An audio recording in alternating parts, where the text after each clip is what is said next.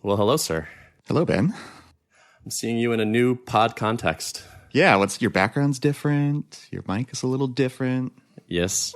Your hair looks better. It does. Wow. This not having a job has been kind to me already. That didn't take long. Yeah. Yeah, I'm in my apartment in Boston, in Beacon Hill. Nice. So you're unemployed. What have you been up to? Oh, nothing. Just hanging out. Kicking your feet back. Yeah. Yeah, I kicked back for about a few hours. Mm-hmm. No. So yeah, it's been my first week. It's Thursday. Monday was my first day as a free person, effectively, in a long time. And it's been overall good, but it has definitely been a mixed experience already. It's kind of interesting. Yeah. So it was crazy to wake up Monday morning and be like, I don't have to do anything or go anywhere. Yeah. But I probably should. Right. And so I got my laptop and got up and started some stuff going. So I actually got a fair amount done this week. And one of the big things I was working on is looking for a co-working space, which I did find. I'm going to be working out of the CIC Boston. CIC used to stand for Cambridge Innovation Center, but then they expanded outside Cambridge. And so now CIC stands for nothing. Kind of like IBM. Yeah, exactly. Or I think even KSC now is a similar deal. Don't commit to stuff in your name, it turns out. It's good to have a generic name. But so anyway, there's a space not too far from my apartment, and it's very community focused and had the right kind of vibe, and I'm going to be working out of there. Nice. So you pay a monthly fee. Do you get a dedicated desk, or are you like just kind of shared desk situation? This thing that I'm doing right now is a shared desk situation. I think they call it hot desks. I chose this because it's the most like interactive community type thing. Right. So I think what I'd eventually like to have is a private office, because I definitely value that quiet and lack of distraction. But at this phase, I want the interaction with people more than I need extreme productivity. Because honestly, even in these last like 3 or 4 days, I've already felt that, where it's like, it's isolating. Right, no one is around, and so like I'm doing stuff on my own, and I'm in Starbucks, and there are people around, but like I'm not talking to anybody. And so, like last night, I was like, oh my god, it's only Wednesday. Like the days feel long. So I already am like confirmed, which was like my main concern, is like getting around people and interaction is going to be the big thing. Yeah. Are there a lot of software people there, or is it like, what's kind of the breakup of the people around you? From what you can tell. Yeah, so I only know based on what the like community manager person told me as I toured through there. But apparently there is quite a bit of software. But there's also, what do they call it? The thing I'm joining is technically called Impact Hub, which I believe is for like a lot of people in there are doing like social good for the world, I guess is the gist of it. So I think it's a good mix, honestly, which is great. I don't necessarily need to be around just software people. Sure. So that's interesting. And also because I will be joining the CIC, which is sort of a larger organization than just that one spot, I can work out of their other places. And so like the Cambridge location is very life sciences based. It's right next to MIT. So there's all kinds of like pharma and biotech stuff that gets spun out of there into the CIC. So I think if I want to hang out with like nerdy nerds, I can go to that one, or I can hang out with social justice people and go to the other one and nice. Kind of pick my social group for the day, I guess. Yeah, that's cool. I did a little bit of co-working back in Fresno for a while before Drip had our own offices. Before Drip had our own offices, and there were often artists there, photographers, videographers, other creative types, and it was kind of always fun. It was always fun to have conversations with those types of people. Just kind of gets your brain thinking in different ways sometimes, and just seeing their work and hearing about their stuff it can be kind of refreshing. So, yeah, totally. Yeah.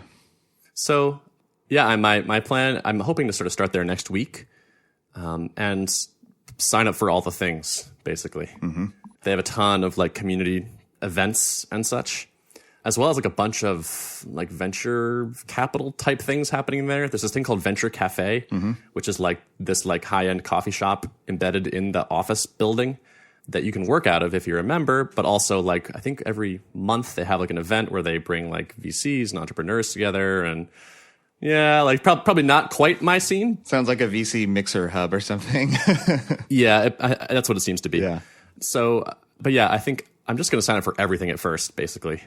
and just get exposed to as many people as possible. Because the reality is I was thinking about it, I was like, I don't need a million friends or like people that are working the same place I do. I just want like someone to grab coffee with, someone to get lunch with, like somebody to chat with at 3:00, take a walk. It's not about volume. It's just a couple people that I think will really kind of do it for me, honestly. Yeah. But you gotta have to cast a wide net initially and yes. and then kind of whittle it down. Maybe you'll find one or two people in each setting, Yeah, exactly. That's totally the plan. Sounds like a very strategic, developer-minded way to approach it. What a shock. I like it. Yeah, thanks. So I'm looking forward to that. Got a bunch of stuff, a decent amount of things squared away this week, which felt good. Got my Vim University email capture up, which is good because Giant Robots will be dropping soonish, where I told people to go there and sign up if they are interested in the course. This podcast is coming along. We have a website. We're recording an episode. Yep. Signing up with Podcast Motor soon. So I have a sales call later today. I have a mastermind call later today. I'm recording with you today. So I got a fair amount going on. Yeah, nice. What are you doing now that you're not in the confines of a employer any longer? And I'm sure you feel like you could really be doing anything at this moment, So how are you prioritizing your work these days? Is your system still the same as you were doing before, or has it changed? Is it evolving? My system so far is still the same. I'm still using Omnifocus. I'm trying to be really diligent, honestly, about keeping it cleaned and up to date and all that, because it's easy to feel overwhelmed, especially because I haven't even quite decided for sure what I'm doing first or like what the order should be. So it's kind of like I'm pushing a few things forward simultaneously. Yeah. I guess basically like that consulting I talked to you about and also the Vim course are the main things. And so it's, it's easy to feel like I have no idea what to do next. Right. But if I am keeping my like task lists up to date, it's like, okay, I'll just grab one of these that looks good and at least I'm moving something forward. Yeah. I feel like one of the things you'll have to be actively looking out for is like if you're tending to gravitate towards the things that are fun to do and away from the parts that are not. Because I think, setting up a new business, there's going to be, I don't know, probably a 50-50 split for a while of things that are not so fun to do and things that are like rocking your world, Yeah, totally. I hope it's even 50-50. Yeah, maybe it'll be, I don't know, it might be even skewed more, but yeah. Like, have you thought about like company structure and all that No. BS? Well, I've thought about it, yes. Yeah. Yeah, no, there's a bunch of administrative stuff to do, like health insurance and things of that nature. So there's plenty of things that I don't want to do that I'm going to have to do. I think that will be okay. But yeah, you're right. I do need to watch out about not just doing the fun things. Yeah. But man, it's crazy. I do kind of have to keep reminding myself, like, all right, just take deep breaths. You're good. It's like like the way it is this week is not necessarily how it will be next week, and it's not necessarily a thing you do forever. And just sort of trying to keep perspective, I guess, and not be like, oh God, what did I do? Right. Yeah. Have you regretted your decision at all yet? No, I wouldn't say regretted. Yeah.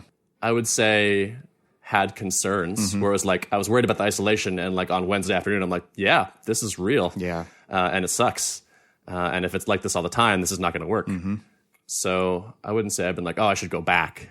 But I already am feeling some of the things that are the not so good parts. Yeah. We experienced like a similar type of thing when Drip was acquired by Lead Pages. And part of that was me and my wife and also Rob and his family and Anna from the Drip team all relocating from Fresno, California out to Minneapolis. And it's not something I had ever experienced before, moving. I had basically lived in the same place my whole life. So all of a sudden you realize it's not quite the same situation, but when you move like that, you realize, wow, you only have a few humans that you know in this city as opposed to like the place where you grew up, where hundreds, and and like, yeah, all things that you're accustomed to are brand new. Like you find your new neighborhood coffee shop and your new restaurants you like to go to and the new like things you like to do for fun. And it was pretty daunting. Like I think I handled it in one way. My wife handled it in her own way. And it was just, it was an interesting thing. And it took a while to get feeling comfortable again, and I imagine it's pretty similar when you leave a job you've been at for years, and now it's like your structure of your day is completely different. Totally. And some of that is nice. Like Monday or Tuesday, it was like beautiful outside. Yeah. And so at like 2:00, I was like, all right, I think I'm done here. Right. I just packed up my stuff and like walked around Boston Common for an hour and like did a couple errands outside. Like it was the flexibility was nice. Yeah. But it's definitely will take some getting used to. Start milking the perks of being independent. Like I can work when I want, where I want, right? Exactly. Yeah. Totally. But yeah, I think I'm going to try to establish like a really consistent schedule because structure is something that works well for me. And just like a consistent effort is sort of, I think, really effective. And so I think basically once I'm set up in a place in that co-working space, it's like, okay, I'm going to work these hours and just stick to that. And that way I don't get a little bit like go too far off the rails. Yeah. I've gone through different phases of like, I'm working on this app, like early days of Drip, for example. I'm building this app, and at that point, I was not married yet, and so I had way less, built-in structure into my life. So I was like, I can work on it, late hours of the day, and then I can get up early if I'm up and like work on it then, and then take part of the day and do whatever I want. And that wasn't sustainable for me. It probably is for some people, but just like not having a consistent schedule for me wasn't really working. Like I was finding myself like stressed certain days to be like, oh man, I need to get my work in today. But because of the way I've chosen to like work late the previous day, now I'm hosed today. And I don't know. It's like, I've tended to gravitate towards a more consistent schedule myself, even when you have the freedom to not do that, So I think it's just like a matter of finding what works for you is ultimately. Yeah, totally. And there's that danger. I think one part of the setting the schedule is when you're going to work, but also when you're not going to work. Yeah. Because it's like so easy to just like let that stuff creep into the evening and then the late evening and then the nighttime. Like I had to stop myself from doing some of that last night. But I want to have an explicit cutoff because especially with like technical type work or like development work or like intricate things, like you're not your best at 10:00. Like at least I'm not, I should say, after a full day. And like you tend to just like make more mistakes and make less progress than you could if you were doing it later. Yeah, I feel like there's a curve of like, I don't know if it's glucose in your brain or what it is, but like mine peaks early in the morning after I've had my first coffee. I'm like, all right, I'm ready to go. I can solve problems. And then it just gradually declines. I'm just depleting that supply throughout the day. And like, if I'm trying to work through a problem, sometimes I can get like creative stuff done late at night, which is a little bit different. But if it's like hardcore technical problem, then, it'll seem insurmountable late at night. And then I'll wake up the next morning and I'll be like, oh yeah, that's right. It's pretty easy. So yeah, totally. Same. My hope is to sort of win the mornings because I find if I have like a good morning, the rest of the day is just kind of like gravy. Yeah. It's like, you maybe sneak in a few sort of like shallow tasks in the afternoon and whatnot, or just be like, all right, I made good progress. I'm done. Like I'm knocking off at 2 or whatever it is. I find it easier to get in the zone in the earlier hours. Me too. And like picking a few, I think they call it like big rocks or something, like the few big things you want to get done that day. Yeah. And trying to knock those out in the morning. And then everything else, like you said, is gravy. So that can be good to make it feel like you're not. Yeah. Because one of the problems with being super flexible on schedule and all that is, one, you're free. So that's good. But two, like if you can feel like the work never stops, like you're working all the time because it's so split up by times of not working. So. Yep. And I don't want that feeling. I need that recharge. Yeah, totally. I think we all do.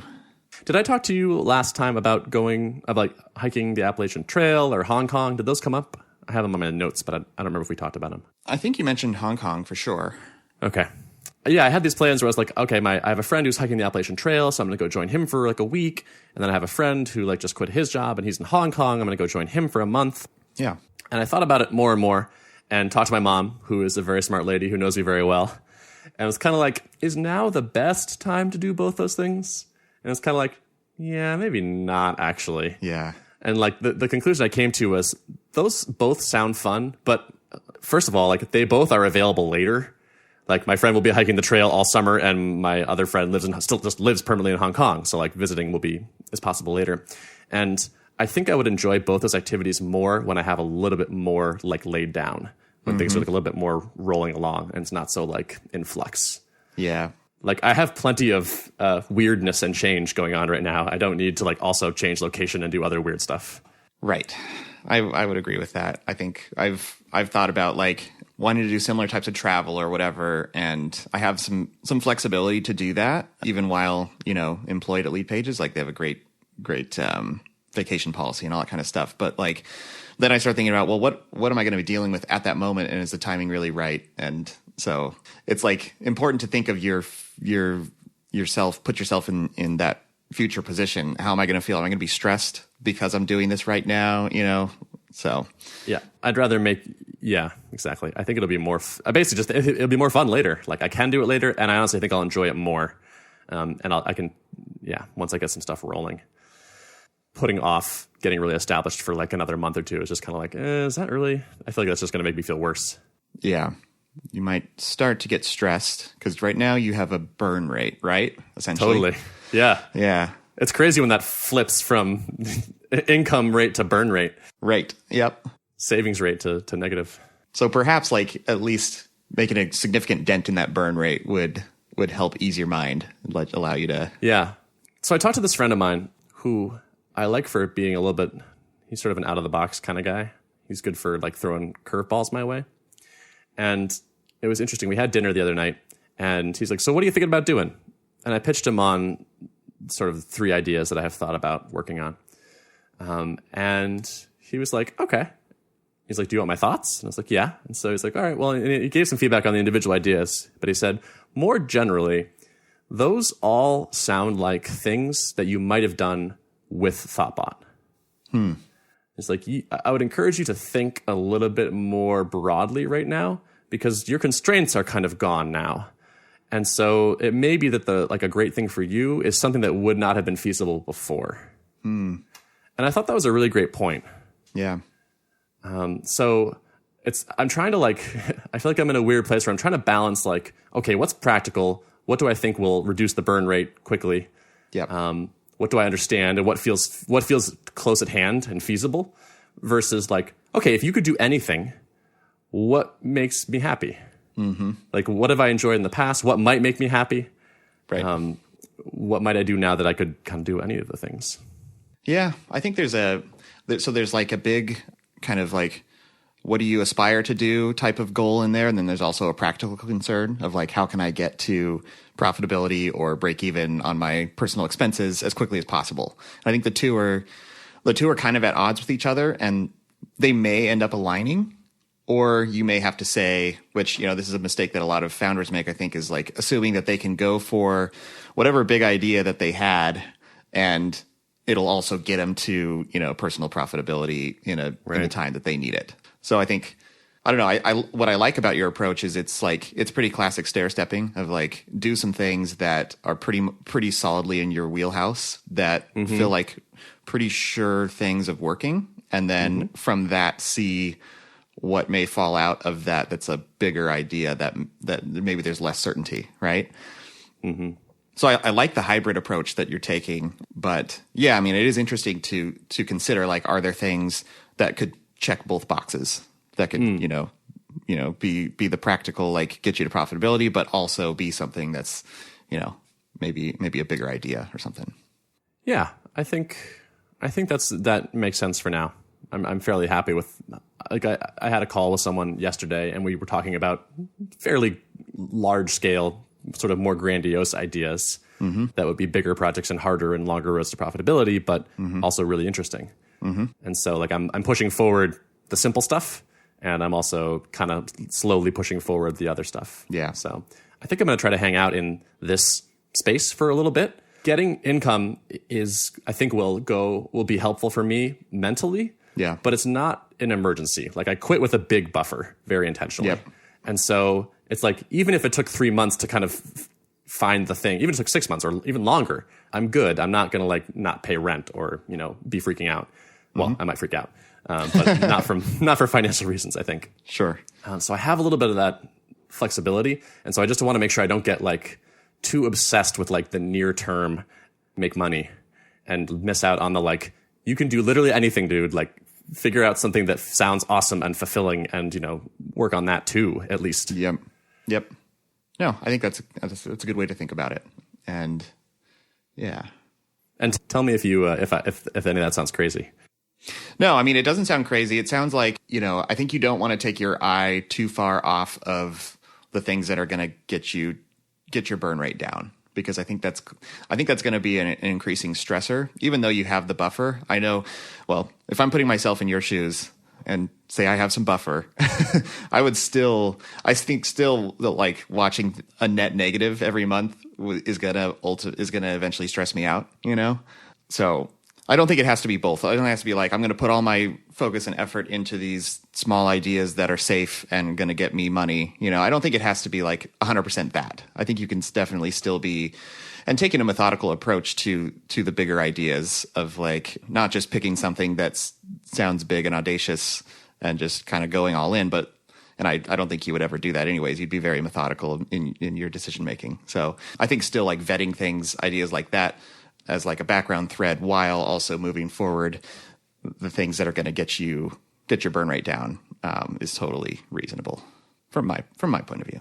Yeah, no, I think I appreciate that, and I definitely want your input on that stuff. I'm going to need a sounding board more than ever. Yeah, so happy to do it. If you hear me say something, you go, well, you're welcome to push back. Cool. I tweeted about leaving thoughtbot a couple days ago. That generates some buzz. It did, actually, more than I expected. Yeah. Like 350 email subscribers or something like that. Like a good number of people were like, yes, I want to hear about this. It was kind of link baity, that tweet. Right. So it was a little intentionally. I saw some comments like the highest converting tweet for you probably ever or something, right? Yeah. And it worked really well. And they're still like streaming in, so that's pretty cool.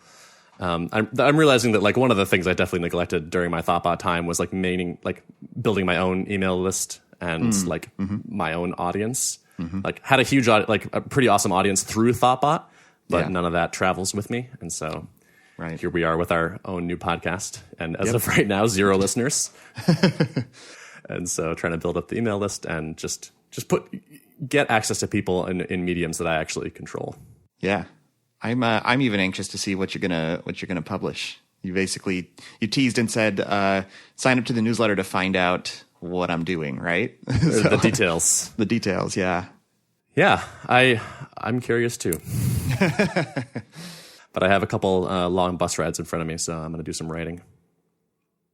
It's going to be interesting to kind of do a retrospective and a forward-looking perspective. Yeah.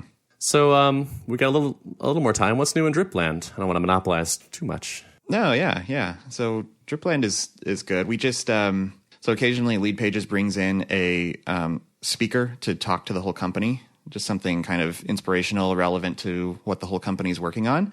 And they just brought in their 4th speaker, and it was Brennan Dunn, who from doubleyourfreelancing.com, a longtime MicroConf attendee. Yep. Now runs his own conference and does a bunch of speaking. Pretty cool guy. And he was Drip user number 5. So nice. And he's been one of the most instrumental Drip customers, just in terms of like giving us that innovator feedback. He really helped us push the product into the level of power that it provides today. With that being said, like a lot of the stuff that he needs is probably not what, 80 to 90% of your ordinary Drip customer would need, but he helps us to get thinking in terms of like how can we really innovate in the marketing automation space. Mm-hmm. So it was fun to see him come. He talked to the company about kind of his personalization stuff that he's been doing, where he has like a JavaScript library, he calls it Drip Pro Tools, that hooks into Drip and like takes whatever personalization data you have about the subscriber and helps you cater the messaging in real time on your website, which is super awesome. And then he's also working on a new SaaS product called Right Message to like turn this into a service. But anyways, that was really fun and energizing. I always sometimes forget how fun it is to talk to like a true power user and just kind of like do some brainstorming. And I think it's something that I'm looking forward to getting back to more as we kind of as the Drip team gets settled in kind of our higher headcount. We've been hiring quite a bit, and we're working actively towards bringing someone in to kind of focus and lead the charge on our scaling efforts. because it's really become clear that we have kind of two distinct units of drip. One just kind of like making the back end scale well, and one pushing forward with features. So we call it like the back end team and the core product team. And, I've kind of been straddling both a fair amount. And in weeks where we have like a lot of queuing problems or slow database queries or whatever, then my eye gets off of the core product stuff and onto back end for a little while. So it's been fun. Like the last few weeks have been a pretty quiet few weeks in terms of back end problems, and it's been so refreshing. I think the whole team, we have a weekly engineering stand up for 30 minutes. And I think we were all like, if you compare our faces to last week's meeting versus the one before, it was like night and day. Like I think we're all wearing the stress on our faces when the queues were backing up and the database was giving us issues.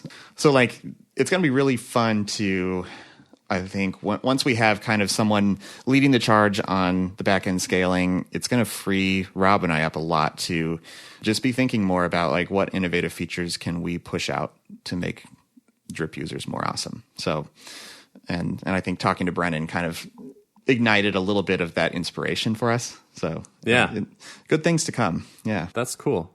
Does Rob get it sounded like the way you phrased that Rob gets involved or at least distracted or something when scaling stuff happens. Is that true? Yeah, he gets distracted just because, like, although he's not writing code or like, being hands-on in that sense to solve the problem, I think like inevitably both of our brains, his included, start like problem solving, and we start feeling like, okay, we need to help contribute to solve this problem.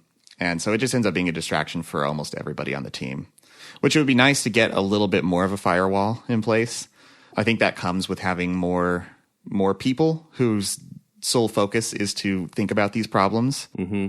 But yeah, I think anytime there's like hardcore technical problems that may impact the customer experience, it's hard for Rob and I not to both be kind of consumed by that, Totally. Yeah. It's like an open loop for both of you. Yeah. Yeah. But I agree that it makes sense to me that hiring someone who's focusing on that might help both of you kind of be like, all right, someone else is thinking about this all the time. Yep. I can stop thinking about this. I trust that person. Yeah. It has become pretty clear that like we really should not be doing that type of problem solving. Like I feel like I've re-architected my last major subsystem of drip. At this point, it's like someone else needs to own this, and they need to draw on their experience from, scaling similar types of systems for the past X number of years that they've been in the industry, and take their learnings and apply them to drip, because we're just, we're getting to that next level of scale where one master Postgres database is probably not going to cut it for much longer, So. Gotcha. That'll be an interesting person to hire. Sounds like that'd be a highly in-demand skill set that would be tough to come by. It has been, yeah. We've been talking to some folks. There's a lot of like, it's not quite the thing where you can just like throw a job posting up and get a flood of candidates and then you pick the best one. It like doesn't quite work that way. We've been kind of working the networks a little bit. This person knows this person who works at this place, having coffee with people. It's tough because obviously these people are well employed, well compensated, and so luring someone over is a challenge. I think we're zeroing in on some really interesting leads, and I can talk more about them as things develop. But I'm feeling optimistic. I will say that. Okay. Suitably vague. Yes. Cool. Yeah.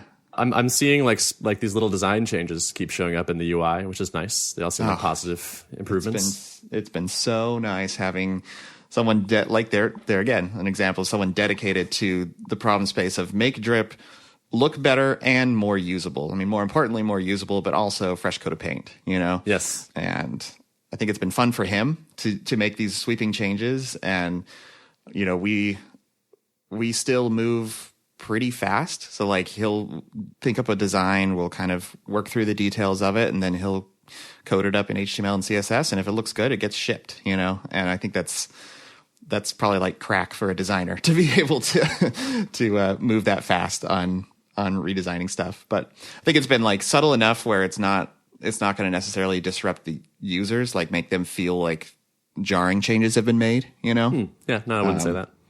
So he's got like a nice touch of subtlety where it's just like, oh, that looks a little bit different and it looks nicer, you know? Mm-hmm. Yeah, and then just yesterday I deleted a subscriber from my list of subscribers without drilling down into this group subscriber. This is the little drop down on the right now. Oh, that's been big. And I was like, that was like, it was such a small thing. Like that probably took a couple days at most, but it was like, oh, nice, I can do this. It just saves me some time now. I love that.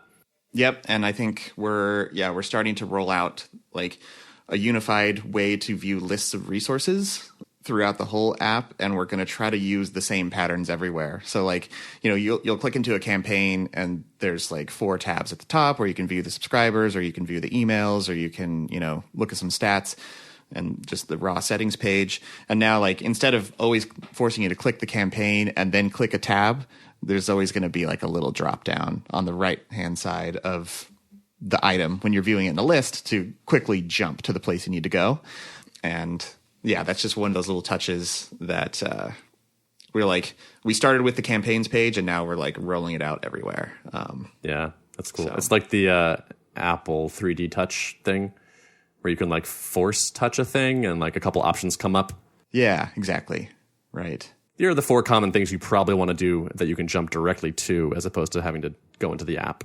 Yeah. And another thing we're running up against is like people are having more and more trouble finding things in their drip accounts because, imagine an account like the Lead Pages one has hundreds of workflows, I think hundreds of campaigns, lots of one-off rules, just like all their pages are paginated and have many things in them. Yeah. And so search is another big thing that we're starting to move towards, like having contextual search on all the pages. And then what I really want to do is something like the Spotlight search on your Mac, where you just like something spacebar and just start typing, and you can quickly locate any resource if it matches the search query. So I'm into it. Yeah, I think that's going to be. I love fuzzy search. I love it on my Mac. I think that's a great idea.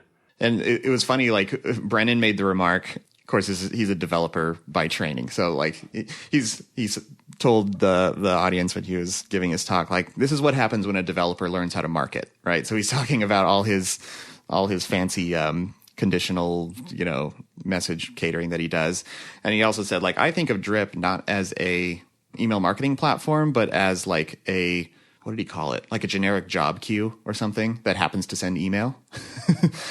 So, and I sometimes think of it that way too, like, because workflows are so powerful, they're like a subset of a programming language in essence, because you can do conditionals, you can do forking, branching logic, all this kind of stuff. Mm-hmm. But then sometimes I get a little bit frustrated because I'm like, I want to be able to have all the conveniences that I have in my code editor available in Drip. And it's like the fact that I can't even, like, normally if I need to locate something and I don't know exactly which file it's in, I just do a global search for it, and it's like, there's no such construct right now in Drip. So I think, I don't know, again, like, I have to be cautious not to only want to build things for the developer minded customer, but I think, I don't know, if we can get the user experience to the point where anyone could leverage the feature, then that's really the sweet spot, right? Cool, man. Well, sounds good. Yeah, good stuff happened. All right. Well, how about we wrap it up? Yeah, let's do it. For now, I guess I'll just say have a good week. It's good talking to you. Good talking to you too, man. All right, later.